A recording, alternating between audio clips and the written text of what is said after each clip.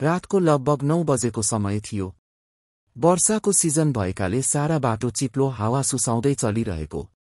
प्रकाशले आफ्ना केही साथीहरूसँग यात्रा गर्ने योजना बनाएको थियो। रमाइलो ट्रेकिङ, शहरको भिडबाट टाढा, शान्त ठाउँमा केही दिन बिताउने सोचले।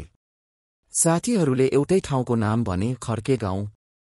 तर त्यो नाम सुन्नासाथ टोलमा बसेका बुढाबुढासले भने, खर्के गाउँ? त्यहाँ होसियार है बाबुहरू, त्यहाँ त।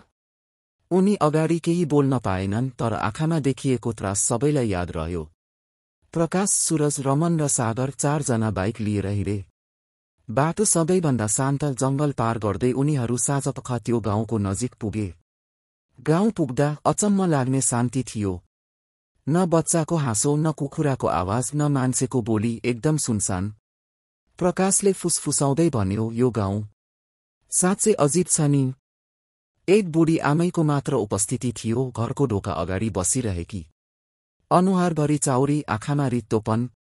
उनले टोलाएर हेर्दै भनिन्, तिमीहरू पनि फर्कनेवाला छैनौ बच्चाहरू? अब ढिलो भइसक्यो। कसैले केही बुझेन। रात बिताउनको लागि उनीहरूलाई एउटा पुरानो घर देखाइयो। घरको भित्र चिसो गन्ध र एक किसिमको असजिलोपन। रातको ठीक 12 बजे सागरको चिच्याएको आवाज आयो। सबैजना जसँग भए।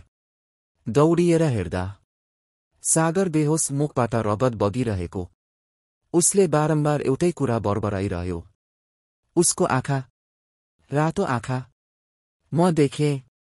उसले मलाई छुन आइरहेको थियो। भोलिपल्ट बिहान उज्यालो भयो, तर सागर हरायो। कुनै पत्ता लागेन। गाउँमा सोध्दा सबैले चुप।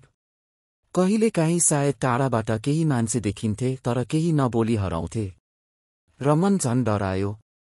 उसले फर्कन चाह्यो। प्रकाशले पनि सहमति जनायो। तर त्यति बेला त्यो बुढी आमै फेरि देखिइन्। उनले हाँस्दै भने, हामीलाई छोडेर जाने? तिमीहरू त अब हाम्रा भाग बनिसक्यौ। त्यो हाँसो मान्छेले होइन, कुनै आत्माले हाँसे जस्तो। बत्ती आफै निभ्यो। गेट आफै बन्द भयो। त्यो साँझदेखि उनीहरू कसैको पनि केही पत्ता लागेन। आज पनि त्यो गाउँ त्यत्तिकै शान्त छ। जो गयो फर्किएन। केही हिम्मतीहरू पछि खोज्न पुगे, खाली घर, खाली बाटो र एउटा पुरानो काठको बोर्ड। खर्के गाउँ, फर्कने कोही छैन। यदि तपाईलाई यस्ता डरलाग्दा कथाहरू मन पर्छ भने लाइक गर्नुहोस्, सब्स्क्राइब गर्न नबिर्सनुहोस् र बेल आइकन थिचेर अर्को डरलाग्दो कथाको प्रतीक्षा गर्नुहोस्।